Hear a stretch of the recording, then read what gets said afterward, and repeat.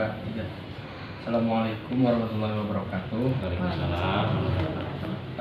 Sehubungan kita ingin menjalankan tugas sejarah Indonesia yang materinya yang berkaitan tentang sidang istimewa MPR tahun 1999. Izin menanyakan beberapa hal yang tidak kita ketahui kepada Bapak izin. Ya, maka silakan. Saya selaku kepala sekolah di sini sangat senang ya. Senang ada siswa yang datang pada saya sebagai kepala sekolah, dan ini adalah bentuk hubungan bapak terhadap anaknya, di mana seorang bapak itu harus bisa membimbing, bisa memberikan informasi jika dia tahu gitu akan hal-hal yang mungkin karena ini kejadian tahun 99. Kalian umur berapa saat itu ya? Lahir. Oh, belum lahir. Nah, setidaknya saya mengetahui lah ketika saya mahasiswa, dan saya akan menjawab apa yang saya tahu saja. Ya, gitu. Maka bisa dimulai. Pertanyaan apa? 1999 yang melibatkan Presiden Habibie. Ya, setahu saya begini ya, bahwa sidang istimewa itu dilaksanakan ketika kondisi bangsa Indonesia baru saja mengalami sebuah peristiwa yang luar biasa yang kita kenal dengan reformasi, di mana reformasi itu adalah sebuah tuntutan perubahan secara fundamental kehidupan berbangsa dan bernegara, dan akibatnya adalah turunnya Presiden Soeharto yang telah berkuasa di Indonesia selama 32 tahun.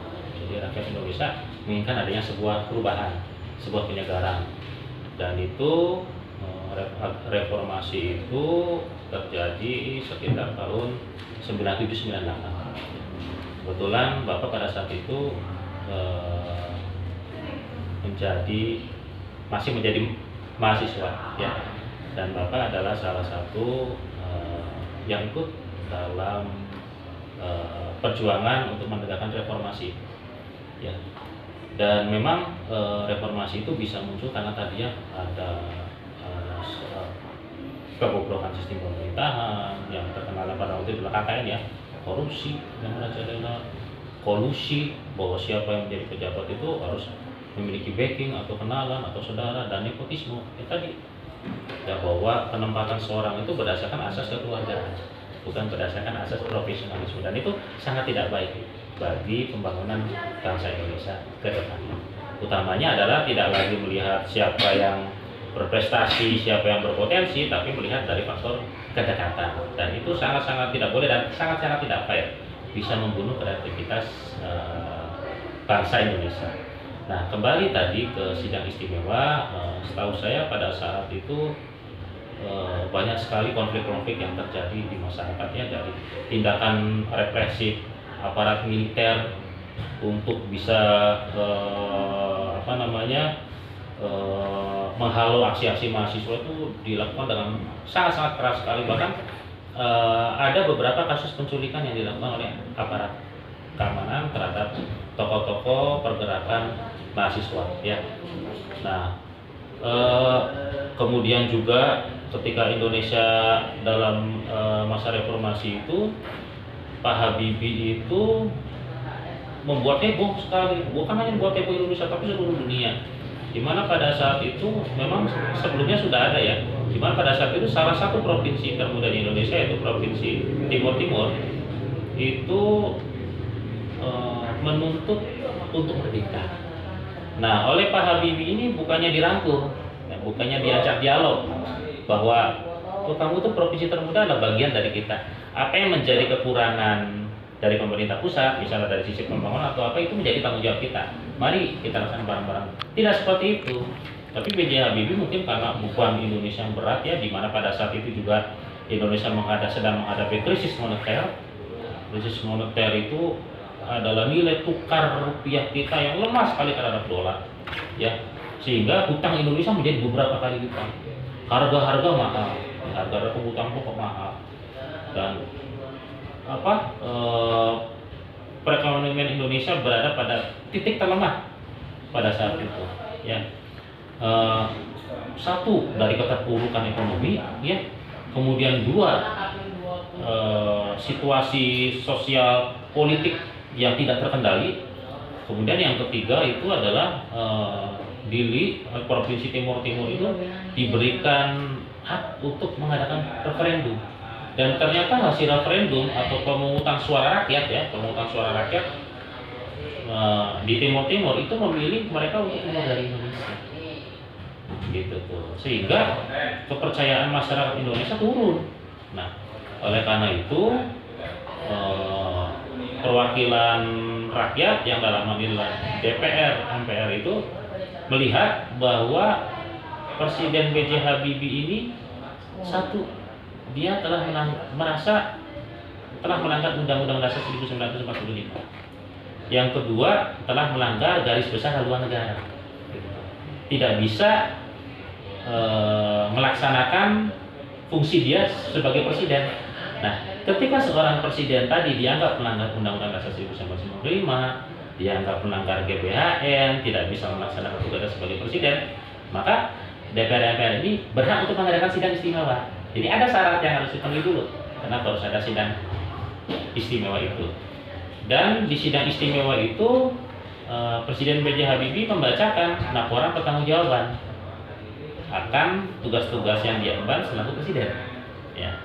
Nah, dibacakanlah itu laporan pertanggungjawaban. Ternyata lebih dari 50% anggota DPR MPR itu menolak laporan pertanggungjawabannya. Lebih dari 50%. Di samping ada juga yang abstain. Ya, begitu. Sehingga dari hasil itu adalah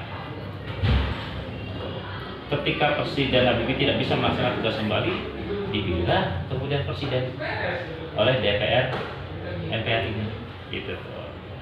Akhirnya dari hasil sidang istimewa DPR MPR ini putuskan yang menjadi presiden berikutnya adalah melalui voting, ya, Bapak Gus Dur Abdurrahman Wahid. Ya, kemudian wakilnya adalah Ibu Megawati.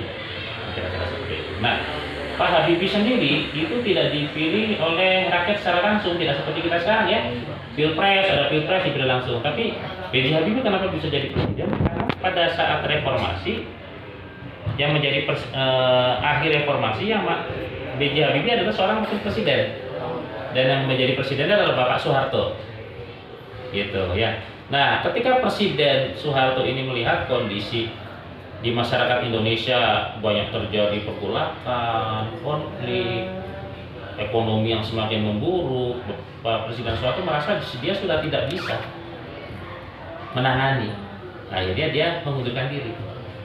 Gitu. Nah, kalau seorang presiden mengundurkan diri, otomatis yang naik menjadi presiden adalah wakil presiden. Gitu.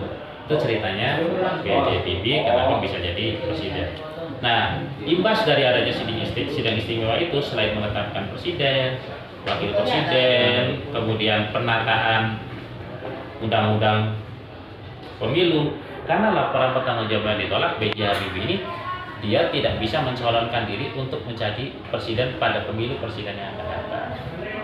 Jadi sudah selesai. Nah, kira-kira itu, ya, sebab diadakannya sidang istimewa dan hasil dari sidang istimewa tahun 1999. Pertanyaan selanjutnya, mengapa MPR mengadakan sidang istimewa untuk Presiden Habibie? Nah, tadi sudah saya jelaskan, ya, mengapa MPR mengadakan sidang istimewa. Itu ada dua hal. Minimal ada dua hal. Yang pertama tadi apa? Presiden dianggap melanggar Undang-Undang Dasar 1945 atau dengan kata lain melanggar konstitusi. Yang keduanya melanggar GBHN. Kemudian yang ketiga tadi tidak MPR melihat bahwa Presiden Habibie tidak bisa mengelola negara. Gitu.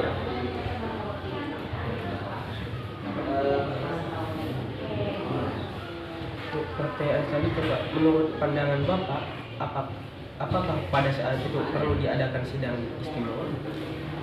Jika melihat peta perpolitikan nasional dan juga situasi sosial masyarakat yang tidak terkendali, yang kurang terkendali atau tidak stabil, maka perlu adanya seorang pemimpin yang bisa membuat suasana Indonesia ini kondusif.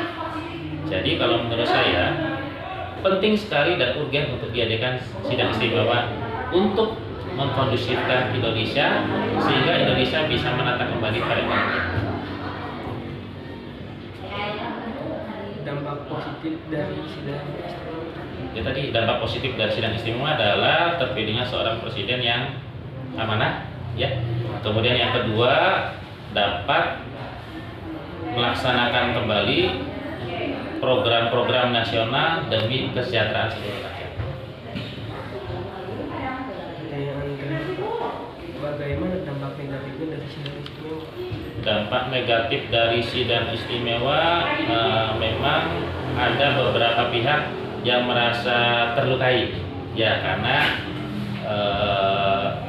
tidak lagi berkuasa akibat sidang istimewa. Ya. Mungkin itu Pak. Ya. Baik, sudah cukup seperti ini anak-anak? Cukup. Ya. Terima kasih banyak ya Pak. Ya, mohon maaf ya barangkali apabila ada nanti yang kurang pas, maka silakan didiskusikan dengan guru mata pelajaran. Terima kasih, Pak. Kasih oke ya. Iya, sama-sama. Mengganggu waktunya. Iya, Mbak.